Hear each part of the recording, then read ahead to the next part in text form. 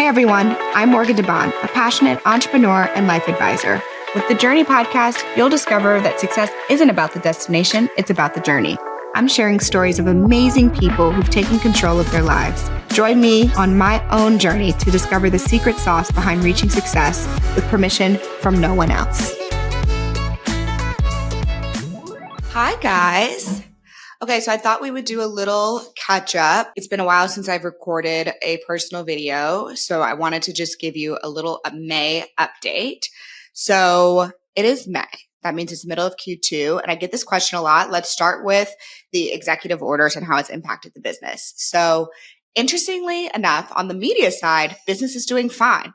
Our clients, our partners are advertising. I think that the tariffs freaked everybody out, but depending on when you get this video, Trump keeps changing his mind every 2 to 3 weeks. So everybody's kind of staying on their toes, which is one thing. The second thing that's going on is our clients for AfroTech, who we usually have over 100 plus clients at AfroTech, usually like 150, 200, sometimes 300. And they are slow to make a decision, which generally is okay because we understand they need more approvals. They need to change the language of some things. They need to amend some terms. But generally, AfroTech is growing and it has an amazing community. We've been going around the country and doing happy hours in different cities. So we did Charlotte, New York, Miami, Chicago, Atlanta, Dallas. We have Detroit, Seattle, San Francisco, Houston, I think, DC coming up. They're popping, so it's been really fun to just kind of be with people in their cities and just hear from the ground up, like what's going on. And what it feels like is that a lot of workers in tech are kind of like, they don't feel like their companies are that loyal to them. They're not sure what it means to be at a company who doesn't prioritize diversity.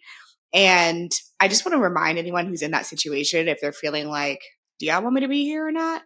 The answer is most likely yes. There's of course some toxic companies, like if you work for Elon Musk and you work at Tesla, like, no, he doesn't care. He doesn't necessarily want you to be there. But outside of like that, most people want to do the right thing. They just don't have the cojones to do it. Okay. So y'all don't need to jump ship just because your team or your company didn't release a huge DE&I statement. Like, keep your job, especially in this economy. I am slowing down on book tour. So my book came out April 1 called Rewrite Your Rules. If you haven't got it yet, what are you doing?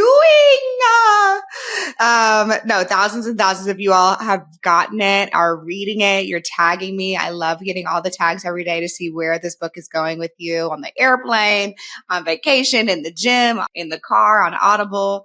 So it's been so great to see all of the things that you guys are starting to change in your life. I've had people email me talking about, they've hired their own personal chef for the summer, or they hired a stylist finally to help them get their image together, or they decided they actually wanted to take a sabbatical, because I talk about my own little sabbatical that I did many years ago. And it's just so refreshing to like hear people not just read the book, but like what actions are they taking? I didn't write this book as a tell all behind the scenes of Blavity. Like, that wasn't my objective. I think a lot of people were expecting that. It was like the Blavity story. And I'm like, Blavity is not the thing. I need you to know how you can get to the next level. Okay. And yeah, so it's just really fun. I really appreciate the reviews. So if you haven't given me a review, 5 stars on Audible, Goodreads, or Amazon, it's very, very helpful. Very, very helpful because it just helps you stay ranked, especially because we're not in launch mode anymore. And summertime books are like very much vacation fiction-y. So having a nonfiction book still like kind of be in the summertime launch is not the easiest thing to do. Wouldn't recommend it, actually. One thing on launching, because I got this question a lot, there is a lot of nonfiction Black girl written books that launched this spring. We had Lovey, Alencia, Monique from Mael, Daria Burke. We had Dr. Key Hallman, Carolyn Wanga. I feel like a lot of people launch books in like a very short period of time. And maybe this is confirmation bias because I just was never paying attention that much before as someone who wasn't an author. And I buy books, but I don't buy like 30, 40 nonfiction books a year, Maybe it's always been like this, but to me, that felt like a lot. I feel like I need all these publishers to coordinate better next year or always, because I know y'all was tired of us being like, please buy my book. Please buy my book. Now, some of you all who are watching this didn't even know I had a book. I'm not quite sure what to do with that besides to say, if you enjoy any of my content, if you enjoy any of the information I give you, the tools that I give you, the methods that I give you, you should buy the book because it's in there and it's like a workbook. It's like a do this, do this, do this, do this, do this if you want this outcome kind of book. So yeah, that's my shameless plug for the day for Rewrite Your Rules. Moving right along. Yeah, the tour has been super dope. I've got a couple more speaking engagements this week, heading to Boston as well this summer, which I'm really excited about. I think we're doing something with UPenn or something in Philly. So if you want me to come to your city, you want me to come to your company, you let me know and the team will figure it out. What else is going on? Oh, I'm pregnant. Do I see? There's a baby in here. Yes, we have a baby bump. So having a baby. This is baby number 2.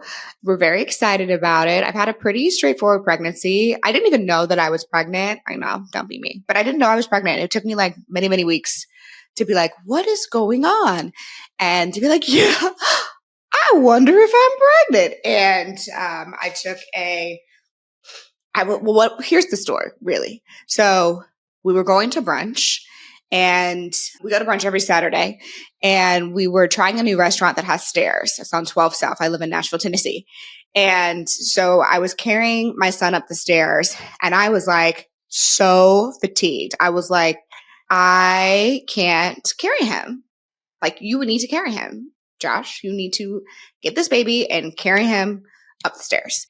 And Josh was like, what is wrong with you? Like, he is not that heavy and you need to get your endurance up because you have to go on book tour and you can't be this baby crying about this is heavy.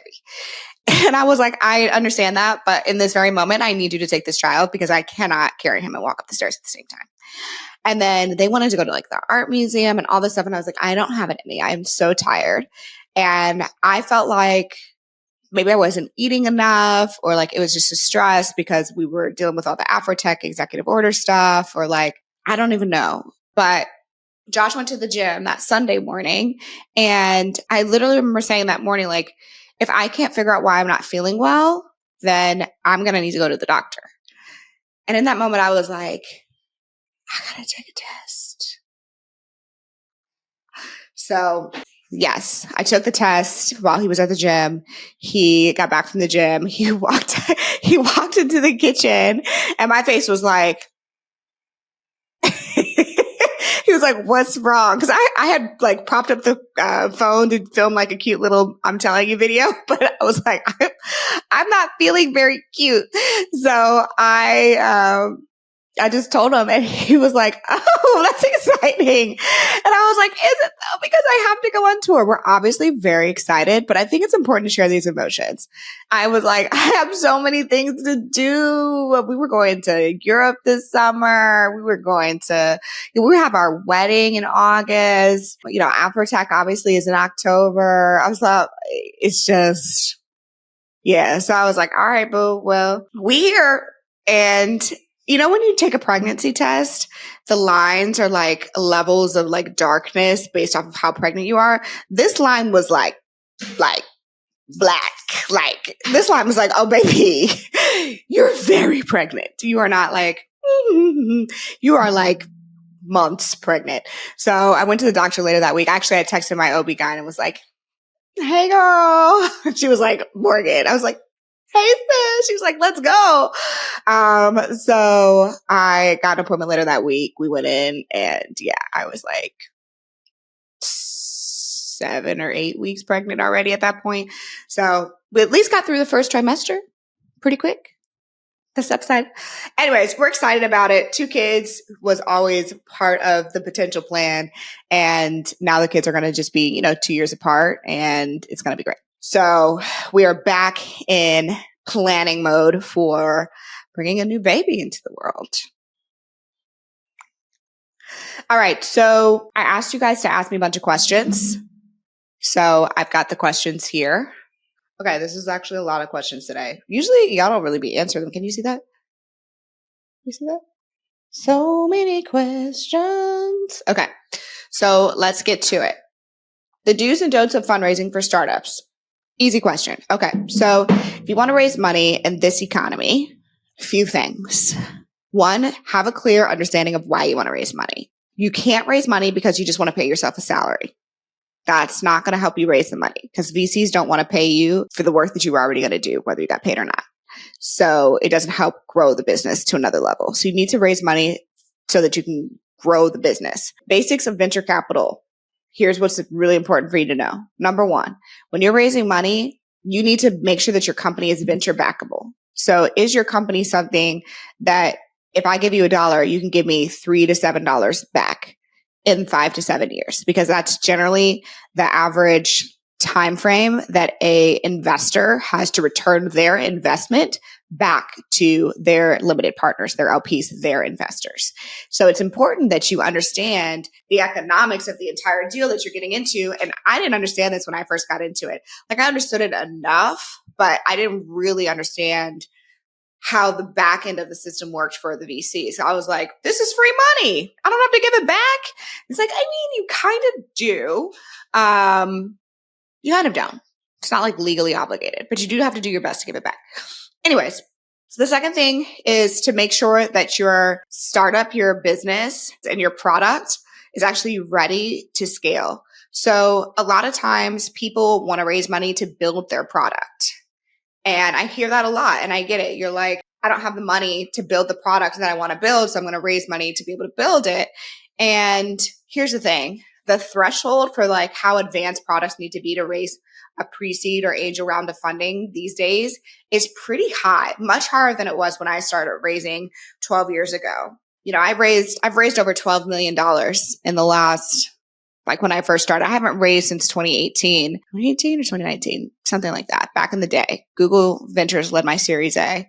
But one of the things that's important is that with AI, there's a lot more tools that help you build a product and get further along for much, much cheaper. So the expectation from a venture capitalist is that you're able to get much further with less money, and you should be further along earlier in your startup journey than maybe I was or other people were, 3 or 4 years ago because of all these AI tools that help with coding and building and also being able to hire like distributed teams. So that's the next thing. You got to be far along. And then the third, and this one I really hate to tell you because I feel like it really sucks that this is a new benchmark, but they expect you to be break even or have a path to profitability. And again, I know you're like, path to profitability? If I have profitability, I would need to raise money. Exactly. Like the VC is trying to de-risk their risk so much that they're trying to basically say, if I give you $1, you will give me back 3 to 5, right? And their willingness to take risk in a market where it's hard to get debt, meaning it's hard for their limited partners to make their money back. It's hard. It's more expensive to operate in this type of economy. They are reducing their risk significantly, which means they want to make sure that these companies aren't just going to constantly need all this money to grow, that they're going to be able to sustain themselves at some point and grow revenue, because that's a really important benchmark for exiting, as well as profitability is also a benchmark for exiting. Again, this wasn't the case. I mean, companies could like IPO and lose millions and millions and millions of dollars a year many years ago. And that threshold has just changed. So it's important to know these things when you're considering raising venture funding. It's also important for you to just decide, do you need financing or do you need venture funding? Because there's lots of different ways that you can get money into your business. And maybe just angel investors is a good way to do that versus traditional VC. Okay. Someone asked about imposter syndrome. You should watch the interview I did with Fawn Weaver about imposter syndrome. Cliff notes is she doesn't believe it exists. So we talked about that. A method to finding team members and co-founders. So to find co-founders, I mean, I think your co-founders need to be people you already have a relationship with and that you already work with, because it's such an intimate relationship. You really are considering their personal life, their goals, their ambitions, their personal finances. I mean, it's a constant negotiation, very much like you are in a relationship with that person. And you got to know when to lean in and push them. You got to know when to fall back. It's a lot of balance. I mean, I felt like at times my co-founders, I was closer to them than I was my own family because we really had to operate together during really, really tough times of the company. So I think finding a co-founder isn't really the right question. It's really like, how can you, with the people you already know, have them help you in your business? A co-founder title, I wouldn't give it out willy-nilly. Like, I believe that you can have people who are equity partners, equity advisors, people who earn their shares over time, which is called vesting. So let's say you want to hire me to help you grow your business. You're like, oh my God, Morgan, I love you so much. I really want you to help me grow my events business. I know you know a lot about events businesses. Will you advise me? And the answer is like, probably not, because I don't have time to just work for free. And I definitely don't have time, even if you were going to pay me $1,000 an hour, actually don't have time to do that either. That's still not enough like return on investment for me, because it's not like I have 20 hours to give or 10 hours to give a week. So I will work for equity. If someone says, cool, I will offer you 3 to 5% of this company.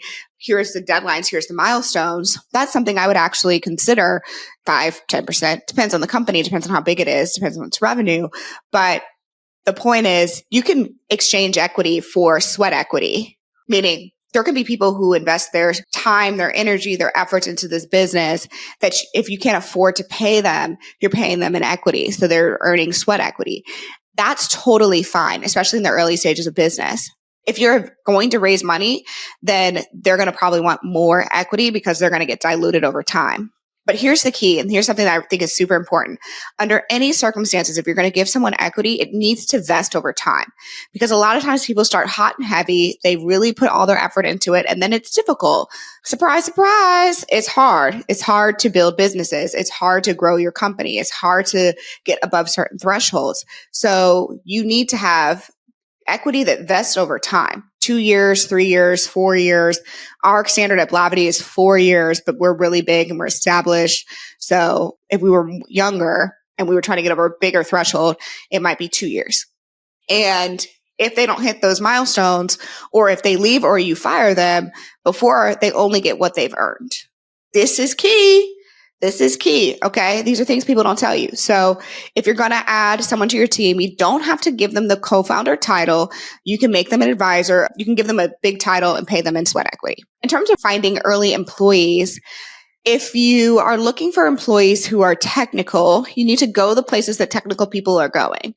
So if you are a non-technical founder and you're trying to build a business and you need someone who's technical, whether that's like a designer or a product engineer or whatever, then you need to go to the places where those technical people are going. So AfroTech is a great place to find co-founders, any of our meetups, the conference itself. You can go, if you're younger in college, go hang out with NSBE, all the computer science guys and girls. Go where the engineers are. And you got to remember, they have a lot of choices. So you have to make yours really interesting and compelling for them. And they're probably also going to hedge their bets. They might be working on 3 or 4 projects at once, which is again why you need them to earn their equity over time. So even if you're doing cash, you might want to do a blend so that you're really making sure that, you know, they're delivering on what you have set out to get for this transaction. I hope that's helpful. Okay, what else? What roles did you hire for at first as you expanded, and why? I talk about this in my book in the How to Grow Your Team Like a CEO. And the first person I hired was an assistant, actually, because I was a person and my co-founders were the people who were making the most money for the business. So we were the ones who were what I call the rainmakers. So when you're deciding who to hire, you can hire one of 2 categories.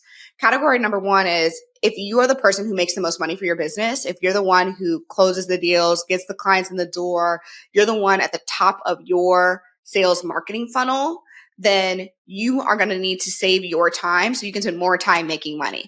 So you want to hire someone who can help with all of those operating tasks that you're not able to get to because you're too busy making money for the business. Okay.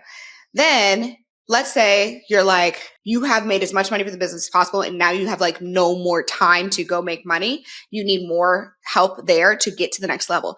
Then you might want to hire someone in marketing or sales that drives the top of the funnel, or someone who closes. So you could be like, hey, let me go get the leads, the relationships, and then I'm going to pass it over to this person. And then they're going to actually help you close the business and then take the relationship to the next level. So for most of you watching this or listening to this, by the way, you can watch this on YouTube if you're listening to this on my podcast. But for most of you listening and watching this, you're the biggest rainmaker in your company and your business, especially if you're a solopreneur. So you need to hire someone who helps you save time. But the key is that when you have that time back, you're not going in chaos gardening. You're not going and watching Netflix. You're using that time that you just got back to go make more money, because that's how you're going to offset the expense of hiring a person. So that's how I think about making first hires. My first hire was an assistant. Then we hired marketing folks, people in video to fulfill the campaigns that we were selling at Blavity. And then from there, we hired a salesperson pretty quickly after that, kind of all in the same cohort, because what happened is I raised our first $500,000 in funding. And so we could make more than one hire in like a 2 to 3 month period of time. So that's what I did. I didn't want the money to run out. So I hired some salespeople to help us make more money, some of which are still at Blavity today. Shout out to Shane. Shout out to Simone. Others have moved on to big and awesome things. Someone said, please talk about the transition to soft life. Here's the thing. I think soft life is over. I don't know that I ever really prescribed to the soft life. I think that you can find more time for yourself and you can be willing to not work and live so hard. But I don't really believe in we should just be in soft life mode perpetuity. And perpetuity, is that a real word? Yeah. I don't really believe that you should be in soft life mode forever. I don't think that's realistic. So I think that people have to decide what season they're in, what pace they want to grow in. I live a life that I'm well taken care of. I take good care of myself. I had an hour massage yesterday. I'm getting my nails done later today. I also woke up at 6:30 and started working by 7:30 and have meetings until 4, So I work hard, but I also make time for myself. I make time for my family. We're going to the farmer's market later, So I think soft life is an overcorrection of what you really should be doing with your time and how you should be investing your energy to make sure that you're staying healthy and happy and having joy in your life throughout your world. I think sometimes also soft life implies somebody else is doing the hard work and I'm going to receive the soft life. And I think that that's fine too, depending on your situation. It's good to be taken care of. I am a taken care of lady. I don't pay for groceries. I don't pay for the car. Couldn't tell you how much the car costs. Don't know the price of gas, So I am recipient of not having to carry everything on my own. But I also think that's what true partnership looks like, is there's things that I carry that he doesn't have to think about. And there's things that he carries that I don't have to think about. And I wish that for all of you. And if that's what soft life means for you, then baby girl, congratulations. Soft life it up, sis. So yeah. Did you guys watch Emma Greedy be like, I don't believe in work-life balance? I was like, ooh, Emma, I don't know about that. I mean, actually, I agree that I don't believe that it is possible to have 100% balance in work and life, but that wasn't what she said. She said, work-life balance is your problem, not your employer's problem. I think that for an employer, most employers are not trying to be the $1 companies and grow super fast. Like when Blavity was growing 2x year over year, yeah, there's no such thing as I'm leaving the office at 5. It was dude, you'll leave the office when you're done with what you said you were going to do today. We're not trying to grow 2x every year anymore. We're growing 5 to 10% a year, and I'm okay with that. So I'm hiring different types of employees. I'm not hiring employees that are going to churn and burn.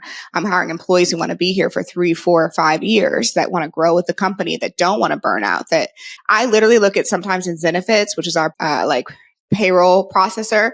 And I look at it and sometimes I'm like, yo, this senior leader hasn't taken a vacation in 6 months. What's good? And I will Slack them when are you going to take a vacation? So I do think it's on the boss and the employer to decide what your company culture is going to be. And then it's on the employee to decide if they want to be a part of that company culture and if they want to partake in it. And again, these things are transactions. So my employees also know if we're not growing 5 to 10%, only year over year, you can't expect your salary to double. It doesn't need to double because I pay you market rates. But 6 years ago, we weren't paying market rates. So your salary did need to go up 10, 20% sometimes in a year. And so that was the exchange. That's what we were working for. Now people are kind of like, yeah, we're good. Like I want a raise to keep up with the economy, but like I'm cool. I get to work remote. Nobody's on my ass 24/7. Now, if you're not doing well at this company or the market is really hard, like right now, the market is hard. So we are working harder right now, but everyone's okay with that because it's a season, and if you're not okay with it, then you leave. And I'm 100% agree with Emma on like, you don't have to work here. Like you can go, please go. Like you don't want to be here, go, because there are thousands of applicants every day to work at this company. Thousands. There are people who have applied to every job under the sun. Sometimes I look and I'm like, this person has applied to 7 jobs. They really want to be here. Now, they don't have any of the skills that I need. That's why they're not getting the job. But there's people who want to work at a company like this. And I believe in the abundance mindset when it comes to talent and people. And so if you don't want to be here,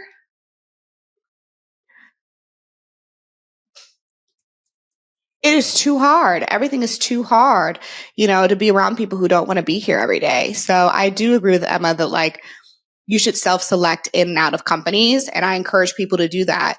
And to be honest with their managers about it. I've had employees be like, I want to make 20% more. And we've had to be honest and be like, look, like this role doesn't have a pathway to that because of the economy, because of the market, and because of your skill set right now. At this company, we will not be able to offer that in the next 2 years. Just being honest. You can decide if that's okay with you or not. Your decision. So I think it's okay to be honest with your employers, with your managers about what's up, especially if you have a good working relationship with them. If you're not performing, all things are out the door. Then it's like you have no leverage. All right. I think that's my last question. Let me see if there's anything else. I guess this is my last thing. For anyone who's laid off, there's a couple questions in here about for people who are laid off or aren't happy in their current work life, like what should they do? I think we're transitioning in this economy to more people being solopreneurs, starting their own business, and even really highly skilled people, because with AI, you don't need necessarily somebody working 40 hours a week to do something. Like we have people at our company who are working 10, 15 hours a week, just doing one thing because that's all it requires. And they get paid a great hourly wage to do that. But I don't need a 40-hour a week person to just do this one function with AI anymore.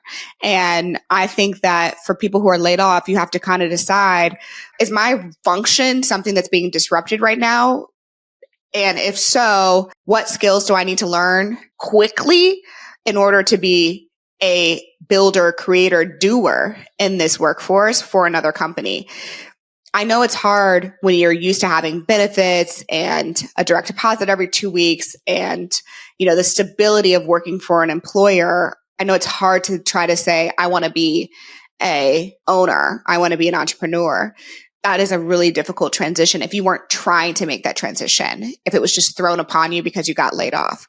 And I think that there's a lot of people who've been unemployed for many years now, over a year, 2 years, that have applied to hundreds, thousands of jobs, where I'm like, man, what if you had spent that same energy learning a new skill or building something?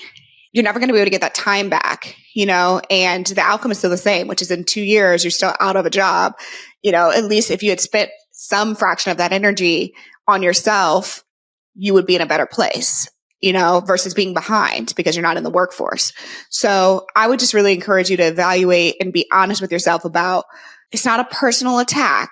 A layoff might feel like a personal attack, but like, what are the market conditions or the technology shifts? What's the top level kind of insight or trends that are driving a constriction in this role or this function? And what are the things that I can do that are in my power to make myself more interesting, more compelling, more of a leader, more of a manager? Or can I take my skills and offer it on a fractional basis to the people around me, to my network. We just did a very small layoff for a function. It was ad operations. And it was heartbreaking to do because the people who worked at this company, they've been with us for a long time and they're fantastic people. And they did their job. I mean, it wasn't a reflection of performance, but it was a reflection of the fact that ad operations is something that is increasingly cheaper and cheaper to do because of technology. When we were doing ad operations 5-6 years ago, it was a very manual process. It was a lot of effort to traffic these ad campaigns, to get it right, to make sure we were not over delivering or under delivering. It was just a lot of effort. It required a lot of manual labor in hand. So we had to build a big team. Now with all these tools and automations and insights and all these different things, it doesn't require as many people to do the same job. And that is a technology disruption. That is not a reflection of the person. That's not a reflection of me as a bad business operator. That is a reflection of the reality. And I probably held on to that function longer than I should have. But these are hard decisions to make as a business owner. I think what's more difficult today is that because the market is bad, you don't have as much time to linger on these decisions. If the market is good, you can hang on to people you don't need for many months, quarters, seasons, and hope things change. But when the market is bad, you have to make decisions. So I share that to say, if you're on the side of being laid off and your function is laid off, then really seek to understand. And if you can, ask the person. Like if any of those people had reached out to me and said like, yo, why did this happen? I would first check with legal and HR, but like I would have wanted to explain to them. So if anyone's watching this, I'm sorry. Also, this is what happened. But like seek to understand the why, because it might give you information to help you make decisions about what your next move is. So like I wouldn't recommend these people try to go be ad operations associates somewhere else, because within 6 to 12 months at that company, maybe it's a bigger company, so they move slower than us. They're going to find themselves getting laid off again, and that sucks. That really sucks. So that is my 2 cents. All right, y'all. As always, the Journey Podcast, here to give you the real information and not sugarcoat the things. I hope this is helpful. I hope this is insightful. If you're on YouTube right now, make sure you subscribe to the channel. I really appreciate you all. I appreciate you all reading the book. I appreciate the comments, the tags. I love it. And I hope that you enjoy. If you want to join our monthly advisory calls, you can go to worksmartprogram.com or morgandebaun.com and sign up for our monthly calls. We do monthly live chats. I answer all your questions. We have a good time. And it's typically the same group every month, about 50, 60 people, sometimes up to 100, just depending on what's going on or what the topic is. But I really enjoy getting to know you guys a little bit more behind the scenes. So make sure you check it out. All right. See you next time. Bye. Thanks for listening to the Journey Podcast. If you enjoyed this episode, make sure you leave a review and head to our Instagram and YouTube to leave a comment. I look forward to hearing how this podcast has made an impact on your own journey.